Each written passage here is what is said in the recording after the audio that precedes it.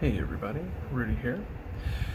We are going to work on the reverse of our Newcomer token. So the token that we're going to hand out to people who are just coming into their first contact with the SCA, or if I wanted to do a coin striking demo, something like that, something where these people can have a little keepsake that's going to have some information on it for them. What we're going to do is we're making the die that's going to have the information on it. We're looking at putting a design that's got around the outer border on stiora.org, as well as my name, and then we're going to put in the middle, hopefully for them to catch, will be visit sca.org, or just www.sca.org. So this is that's the plan. We'll see how everything shakes out, but we're going to get started. So we're actually going to start over on sandpaper for this video. This is just showing kind of some of the prep before I prep. Right now you can kind of see, let's get that to focus. You can see I've got a flattened die face. Now, when you order these from the manufacturers for metal or bar stock or whatever, they're just going to come rough cut, and I need them flat. So I do have I get them flattened on a lathe, or I'll get them flattened on a CNC. Some very awesome people have been able to help me out with that, and yeah, I really appreciate all the help that they can offer, just because it saves me a ton of madness and a ton of craziness. So I don't have to spend a whole ton of time on the sandpaper.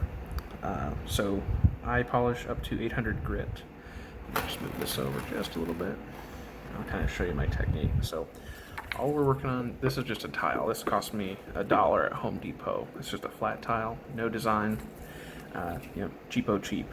What we want to make sure of is that this surface is uniform, which what this one is. It's a square tile, and this is just so that our die has a true flat that we can grind it against, so that when we do this, that we're not causing any peaks and valleys. So all I do is I just hold the sandpaper on, and we'll start her up. So I'll probably skip through a bunch of this, but we'll talk here in a sec.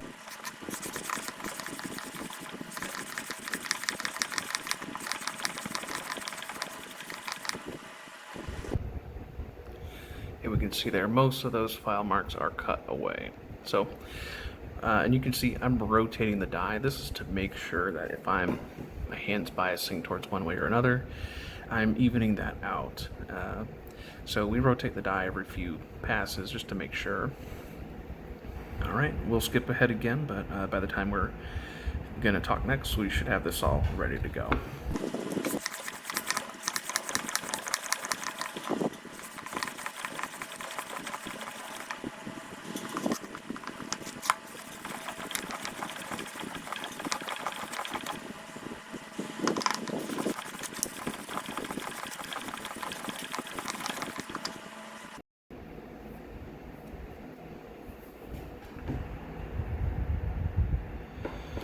Alright, so we are done polishing. Actually, we're not quite done polishing. You can see I've got a few marks going in different directions from rotating. So what I'm going to do is I'm just going to hit this unused section of sandpaper just to get all of our lines going in different directions. I'm not sure if you can see it on the video, but there are some lines going one direction, and right there you can kind of see I've got kind of two lines that aren't quite parallel, kind of crossing over in the middle. So we'll get rid of all that, and we'll get ready to get started.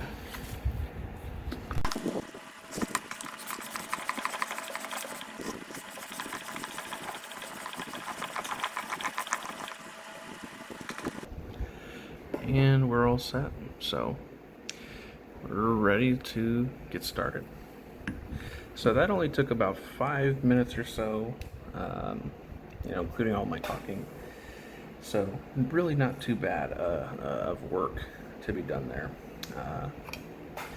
Like I said, this is because I do have a good friend, Master Martin, who's been very kind to let me steal time on his CNC machine so that he can flatten dies for me. yeah, I am just beyond thankful for it. You can see that saves me a lots of madness. Now, in the period, we know that some of these would have been flattened with just something like files or something that was pretty much exclusively only used files. We're not sure if they had anything that was really similar to modern sandpaper. At least I'm not sure off the top of my head. So let's see if we can get this to focus. And let me give you guys just a little adjustment here. There we go. All right, we're all set. So what we're going to do, we're actually not going to do any acetone transfers on this one since we are just doing borders and we're just doing text. I might do a few lines on the paper, but that's pretty much it. We're not really going to do a whole lot. So let's see. What we're going to need is our dividers, and we're going to need our calipers. So, and I'll kind of show some of this as well, since I got the camera rotation going on here.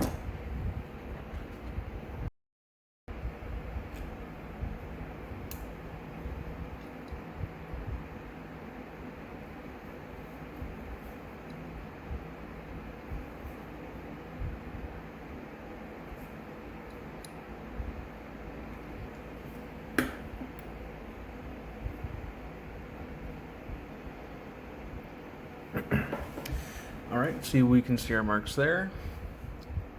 I'm gonna go ahead and punch this. We'll be right back in just a moment. All right, we're back. We've got our punch in. You can see,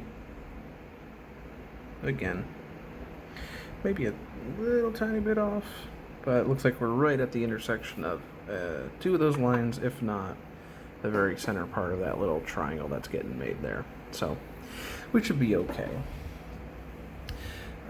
So we've got our center mark. Let's go ahead and start laying out our borders.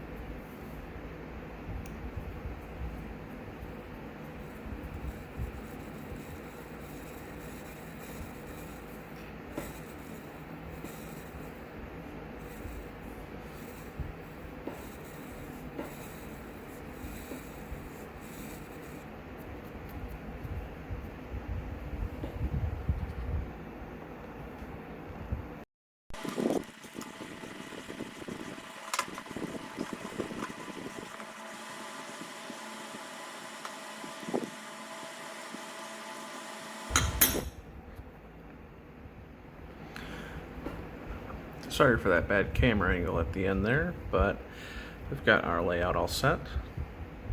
Our 18mm border, and then a 12mm border on the inside. So we are all set to start our...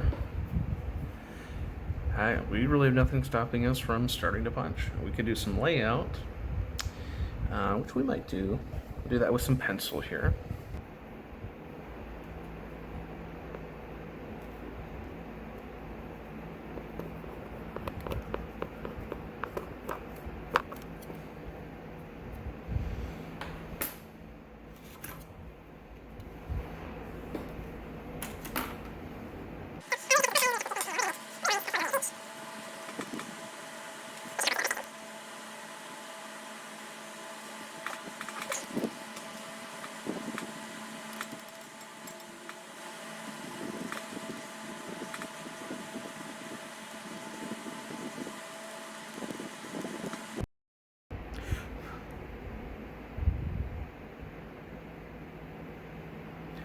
Alright, so we just have some lines for guidance on there. Actually, I'm probably getting ahead of myself. What am I doing? I gotta engrave our lines.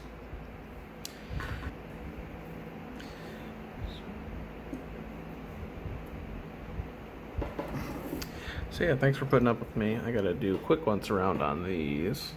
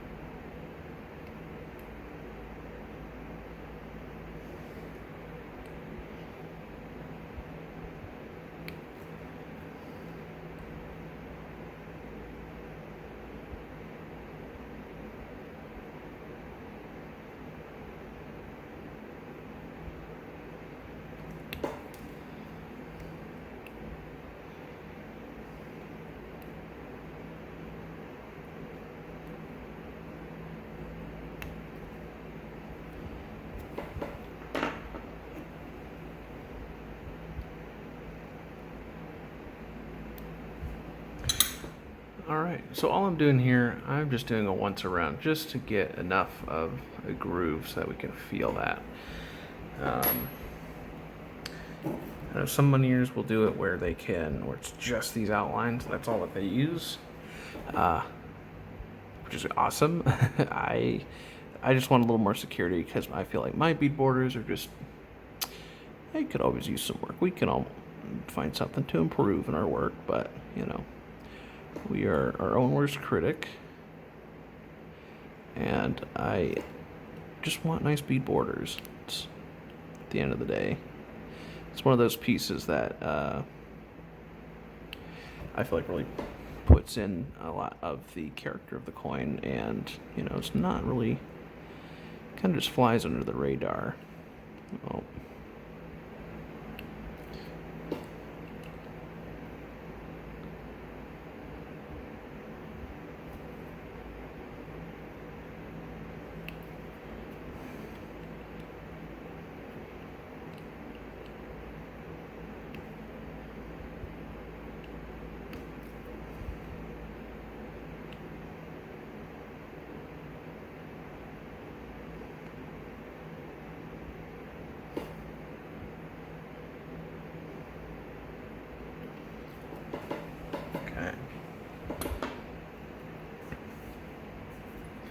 So there we are with our two borders.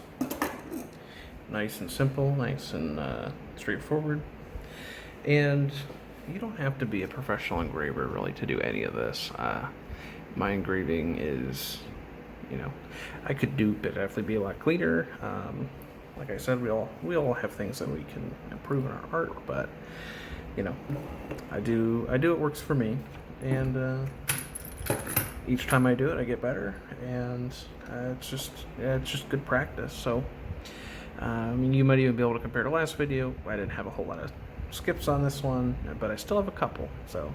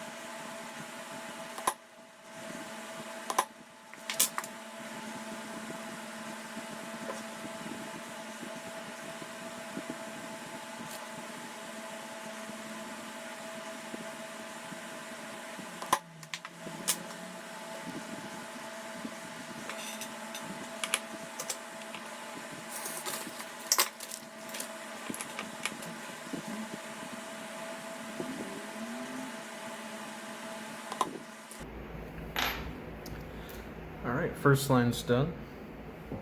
You see I almost made a mistake. I almost put the period on the other side, which, I worked left to right from my perspective, which that's the reading direction, and that's not what we want. If I had done the SCA that way, it would have not been too good. So we're going to fix that. Start working right to left, and we're doing our letters backwards. The W's, of course, don't be flipped, but these next few letters are going to be flipped. So we got to make sure that we are careful.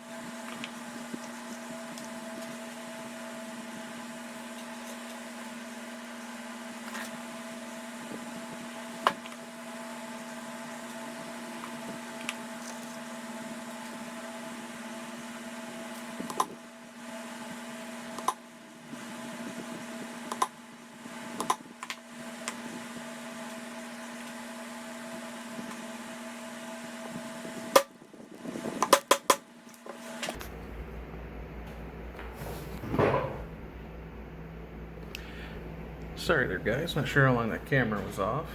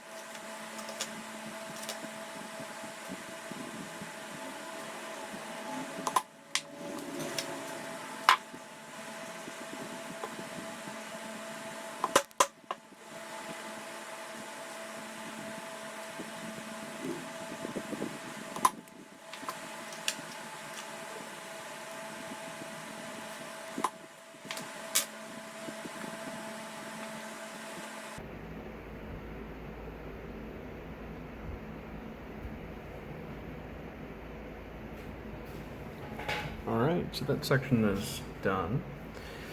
Spacing is okay. I would have liked to have some bigger WWWs on there, but, they fit. The W's are kind of an awkward letter, so it's, at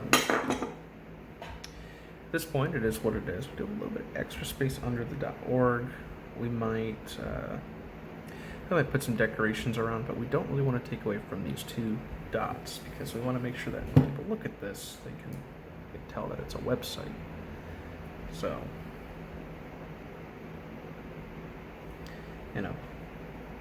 SCA.org hopefully should be enough to grab their attention.